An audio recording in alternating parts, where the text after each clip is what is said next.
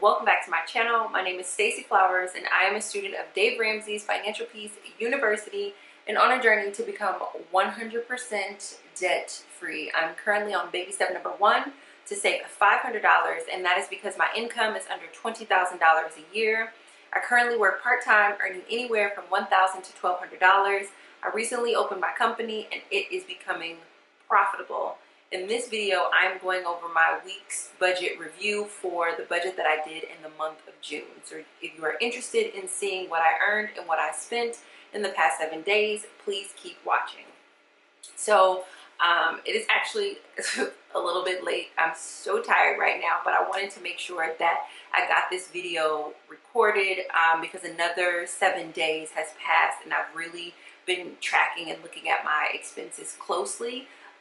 And I'm doing that because I've done this huge emotional release, and there's all this other stuff that's been coming up, right? Because life doesn't stop just because I'm doing some emotional work, but I've been doing this emotional release, and it's been interesting to see how it's been impacting my budget and my behavior. And so I just want to pop on really quick and talk about the numbers for June. Only reflection that I have for this particular week. So this week was the second week post doing huge emotional releases, and my intention overall for the week was just to really stay conscious to my behavior. So when I wanted to do something that felt emotionally driven, or if I was thinking about something, to really just journal and jot down all of those things. And when I talk about some of the numbers, I'll sort of share just the different bits and pieces. So it was just for me to stay present, stay conscious, stay in the feelings, because as I mentioned in resentment, a lot of my resentment, I just don't want to be in that much pain. So there was a little bit of pain that I kind of had to sit in with some of the truths that I had. And now by the time you guys have seen this, I will have shared guilt. And so, a lot of my guilt was just causing me to be really weird about food. And I just, I just didn't know that. And so just not being as weird about food, it's been interesting just to sort of see how that's been going in the last week. So my intention was just to stay present to that and just jot it down and just continue to lean into this emotional work. So I'm excited to show you guys what that looks like in the budget. So let's go over my shoulder and let's talk about it. All right, so quickly, the thing that is most noteworthy is that at the recording of this, my income has not changed. I am paid on a bi-weekly basis, and so this is another 7 days and I have not received a paycheck. So my income is remaining the same. However, I did receive a $20 gift, and so that has been included there. I did want to make a note about this because I want to figure out, I want to be able to express to you all the monetary gifts that I give, because that eventually goes into my budget. But you will see that there are 2 areas that I spent in that I didn't plan in, but I spent because I received a gift. And so just for continuity, I'm really curious as to what is the best way for me to show the receiving of gifts, also show the spending of what I'm receiving via gifts without it negatively impacting my budget. Because these 2 categories I went over obviously because I wasn't planning, but I didn't go over because I was displaying some piss poor money habit. I went over because I received money and this is the thing that I chose to purchase. So I would love to know in the comments below, what is the best way for record keeping, accuracy and truthfulness? Do you guys think I should display that? Just continue to display it as gift and then add a planned category once I get it, and then subtract it so that way it doesn't show up with red and a negative? What is the best way to express that? Because that impacted my budget somewhat this week. So scrolling down, I have not paid my tithes, my child support, my commission, or my Apple iTunes as of this recording, but I have put $50 in my emergency fund, and I'm kind of excited about that because I was able to put that $50 in there without stress, without feeling like I was going to need to go back and get it for some reason. And so as I was putting this $50 into the emergency fund, the immediate emotion that came up was like, you know, I didn't necessarily not want to do it, but I certainly hesitated. And I got in my head a little bit about it, and I was like, well, I shouldn't put it in the bank. I should just leave it in cash. And and so it was almost like I didn't have my normal stuff that comes up, but I did still have stuff come up that tried to distract me. And then I was like lost in thought for a few hours about whether or not I should keep it in cash or put it in the bank. And I'm like, whoa, this is a heck of a distraction. So I just went ahead for the time being and put the $50 in the bank. And I am very proud of myself because this is the first real money that I have contributed to my emergency fund, and just contributed without the buckets of grief and just drama that I normally have around emergency funds. So like super excited about that, guys. If you come down, have not paid my rent, electricity, gas, or phone yet, so those expenses have not been paid. Of my grocery budget, I spent $43.50. I thought I spent more than that, but I guess not. Okay, I spent $43.50, and let me just click that just to. Oh, okay, it was 37. I thought it was 47. Okay, yeah. So I spent $43.50 in my grocery budget so far, so I'm feeling really good about that. Today is the 20th, which means I have 10 days left in this month, and I still have over $50 left in my grocery budget, so that's actually really awesome. Transportation, I spent $18.14 of my transportation budget, which again, this is the 20th, and I've spent a fraction of my transportation budget, which is also incredibly awesome. And I feel like a part of the reason why I'm not, one, I only have this one pay period that's inside of this particular review, but two, I also just don't have the urgency to hurry up and get rid of my money. And so it's like, I don't feel compelled to just get rid of it because because I don't feel like I'm going to lose it if I don't get rid of it. I feel like someone's going to take it if I don't get rid of it, but I just don't feel that overwhelming feeling. So yeah, I've spent $18.14 of my transportation budget. Have not paid my health insurance yet. My renter's insurance was paid at $5.75. My computer, I mentioned in my previous video that I was able to get it for a steal at $150. I've spent $10 of my $15 household pantry. For personal hygiene, I am over budget on personal hygiene. It's $64.85 total. And I'm over budget because I definitely tried the Diva Cup, and I like it, and I really want to be able to use it, but I don't know if it's going to work for me. And it's not going to not work because of like the reason, like the obvious, like inserting and taking out. It may not work because I don't know if it's going to fit the right way, because I was like in pain and like stuff that I'm not supposed to be experiencing. So I just didn't think it fit right.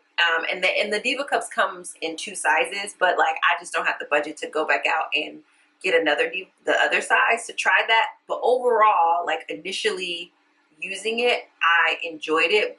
Like I thought that it would be awesome to use, but then I noticed that I was in a lot more pain so right now the Diva Cup isn't working, but I'm hoping to maybe give the other size a try, and hopefully that works. So definitely went over budget because my expectation was that I was going to use the Diva Cup. Couldn't use that, so I had to go and get what I normally use for my personal hygiene. In that area, I haven't spent my laundry budget. Clothing, I did $25, which was really, really nice to just be able to comfortably go and get those things that I wanted. And the reason I was able to stay like dollar for dollar on budget there is because I used cash instead of a card, which is really important. Of my pocket money, I spent $14.06, and I feel really good about that. Like I haven't spent all my pocket money, and for whatever reason, like at the recording of this, even though I know that that's like my free-for-all money that I can do anything with, I'm very aware that like all of this money is my money, not in theory, but like in real life. So that feels really good that I still have a little bit of pocket money left, but I feel incredibly abundant. Like I feel just very aware that all of this is my money, not just the pocket money, all of it. So that's really nice. Haven't received a doctor bill yet, which is nice. I'm hoping that continues. I haven't purchased my vitamins yet. I did go to therapy, so I paid my therapy bill of $70. And here is where we begin to see some red. So for homemaking, my budget was $27.05, and that was based off of my original income, my part-time income, and my business salary. However, I spent $35.41, which puts me over. The overage that I spent did not come from my budgeted income, in the sense because I received a $50 gift that was like a housewarming gift specifically from a subscriber. So I obviously spent my $27.05, but then I had this $50 like kitty or thing where I'm just, when people are sending me gifts and saying that this is for housewarming, I'm just putting there. So that's what I mean when I say, how do you guys want me to track that? Because when I'm getting stuff for my home, obviously I'm going to be spending my own money, but when people are also giving me money, how do I show that on my budget so that way we're like tracking with clarity and honesty? I really would love your suggestion in that regard. So I'm over, but technically I'm not over because I wasn't planning to receive that housewarming gift. But once I received it, I feel perfectly happy spending for my house, if that makes sense. Then I bought 2 books that I'm super excited about. I got $20 as a birthday gift, and I spent $18.74 on 2 books, and they're first editions, and I'm super excited. I found this really amazing bookstore here in Chicago, and I'm just super excited about that. But again, that wasn't something that I planned, but I did receive the money to be able to cover it. So how do I document it without it looking like a negative on my budget? And then the last thing that I wasn't planning on purchasing were gifts.